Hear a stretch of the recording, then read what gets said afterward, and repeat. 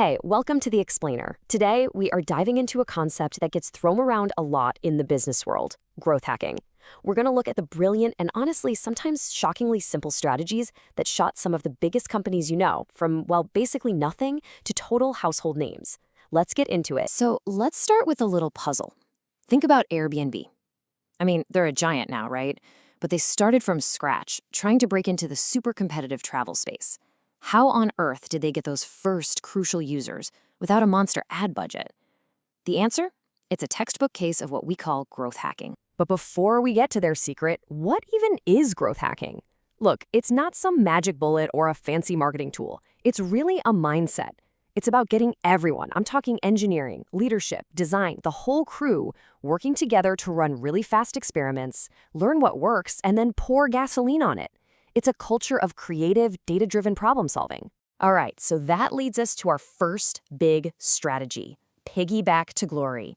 This is all about being clever and leveraging platforms and audiences that are already out there. Finding a bigger fish and just riding its wave. Okay, so back to Airbnb. In their early days, they had that classic chicken and egg problem. On one hand, they had this beautiful website, great listings, but zero audience. Nobody knew they existed. And on the other hand, you had Craigslist. It had a gigantic audience, all looking for places to rent, but let's be real, the experience was kind of clunky. So the Airbnb team looked at this gap and had an aha moment. They built a simple piece of tech that let anyone posting on Airbnb cross-post that same listing to Craigslist with just one click. And just like that, their beautiful listings were suddenly in front of millions of eyeballs. They even started emailing people on Craigslist to show them how much better their platform was.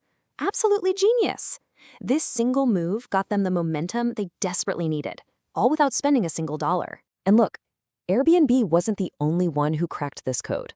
Let's talk Dropbox. We all know the product now, but their first shot at marketing using traditional Google ads, it was a complete flop.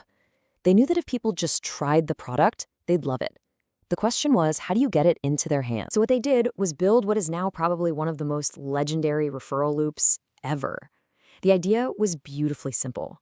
Give your current users something they actually want, in this case, more free storage, as a reward for getting a friend to sign up. They made it so easy to do, turning their entire user base into this massive, motivated sales team. So you ask, did it work? Well, between 2009 and 2011, just 2 years, this single referral program took Dropbox from 3 million users to an absolutely staggering 45 million. That is the power of building growth right into the DNA of your product. Okay, so getting users in the door is one thing, but keeping them, that's a whole other ballgame. And that brings us to our second strategy, engineering the aha moment. This is that little spark, that point where a user finally gets your product and sees its real value. Twitter had this exact problem. In the beginning, tons of people would hear the buzz, they'd sign up, and then they'd just leave. Their feed was empty, they weren't sure what to do, and they just didn't get it. The team knew they had to figure out what separated the people who stayed from all the people who bailed. So they dug through mountains of data, and they found a magic number. A number that could actually predict if a user would stick around or disappear. And that number was between 5 and 10. The big question was, 5 to 10 times what exactly? It turns out, that was the magic number of accounts a new user needed to follow on their very first day. The moment someone followed about 5 to 10 people, their feed just lit up. They started seeing conversations, finding cool stuff, and then, aha, suddenly they understood what Twitter was all about. So what did Twitter do? They completely redesigned their sign-up to push new users to follow those first few accounts right away. LinkedIn had a similar light bulb moment, and it all came down to one simple question they started asking people. Where do you used to work? Seems so basic, right? But the ripple effect was massive. See, just by asking that one little question, LinkedIn could instantly suggest a whole bunch of old coworkers for you to connect with. This gave new users an immediate network, a real reason to stick around and explore. And the results? I mean, they were absolutely wild. Page views jumped over 40% and searches shot up by 33%. All from one tiny change that created a much faster aha moment. All right, our last strategy, this one is maybe the boldest one of all. It's not about finding a market or finding an audience. It's about literally creating one from thin air. Welcome to Invent Your World. Okay, so everything we've talked about so far is about companies solving problems that people already have. But what happens when you've got a solution and you're kind of looking for a problem? You invent one. And this brings us to the legendary story of Listerine. Before Listerine's marketing campaigns, people just had unpleasant breath.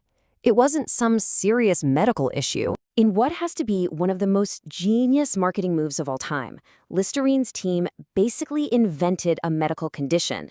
They took unpleasant breath and rebranded it as chronic halitosis. They literally created a medical problem that, until then, just wasn't a thing in the public mind. By making it a medical issue, they positioned their mouthwash as the only clinical cure, and, well, you can guess what happened to their sales. So we've seen companies ride the coattails of others, we've seen them engineer these perfect aha moments, and even invent their own markets. But what's the real thread that ties all of these stories together? What's the actual secret sauce here? The real secret here? It's that none of this stuff was just a slick marketing trick. Every single one of these hacks was the result of a collective effort.